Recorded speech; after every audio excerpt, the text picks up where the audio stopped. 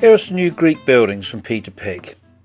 They're meant to go with 15mm war games, so they're sturdy, solid resin, they need to be plonked on the table. There's a temple and an ordinary town building. Here they are undercoated. I've used a burnt sienna and a red for the roof.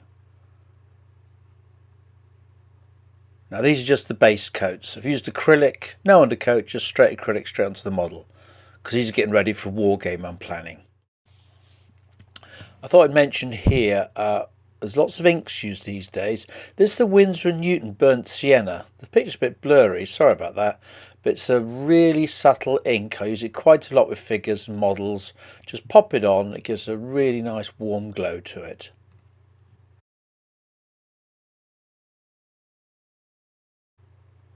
Now, after I've done the initial base coat, I've done some dry brushing. That's with a big, broad sable brush, a lighter colour, just flick it all over.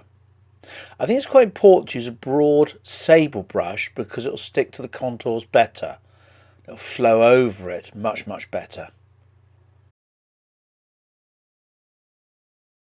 And here is the dry brush I'm using. It's a very broad, I think it's number 10 brush, but sable. And the soft end just picks up colours really well. There has to be detail on the model, of course, but it means you can use a palette like I've got there, bits of paint on it, brush little bits off and then pop it on very lightly.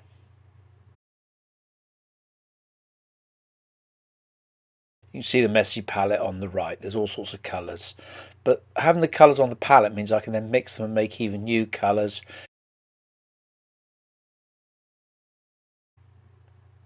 Now here's the building with the basic undercoat, which I used a grey on this one. I've done a dry brush in white. Sometimes I don't wait for it to dry entirely, partially because I'm very impatient, partially helps merge the colours in. This is the temple, by the way.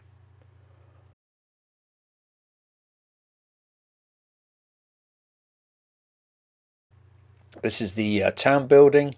Once again, it's got a nice textured surface. I've dry brushed it again. All this paintwork is very quickly done because I want it done for a war game. I don't want to spend too long on it.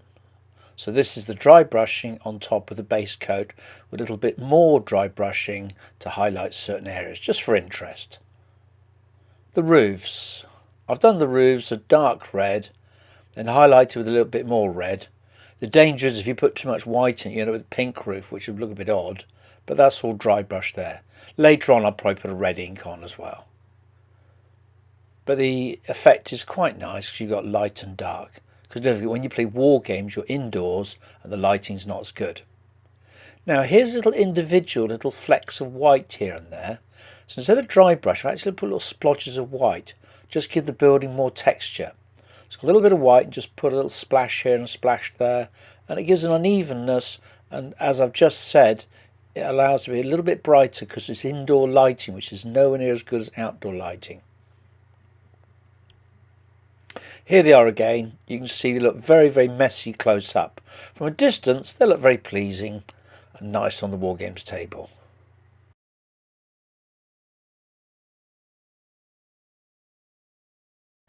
Here's the front of the temple. Notice I've put light blue for the pillars.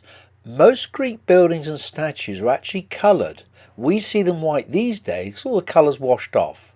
But in the actual days they painted most of the things they had. All the statues, temple pillars and stuff like that. And there's a frieze at the top too, with something going on. I know not what.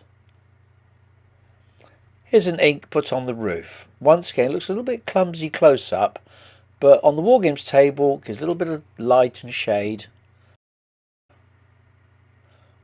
Because the inks are fugitive or they flow, they go to one end of the roof, which is fine by me.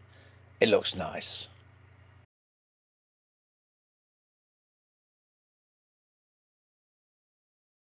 Now, here's me painting black between the actual vertical pillars. Now black from a distance will stand out really nicely. And I'm happy to go over it again and make it a bit tidier, but this is just a little quick job. The whole paint job you see here is only about 25 minutes work, so it gets it onto the table. Here's the building, it's just about finished. It's the overall effect I'm going for, a nice Wargames building with some light and dark, but bit of depth of the colours, and it brings out the detail quite nicely. Here's the buildings totally finished. They're laid on a Wargames cloth, give the sort of idea we're looking for. These are 50mm buildings, they're not that high, and obviously they're made smallish to allow them to be used on the Wargames table. The temple's the double-ended temple. There's a proper name for it, I can't remember. But here they are on a nice cloth, and they're ready to go and be fought over. 25 minutes of work. Nice result, very happy. Thank you.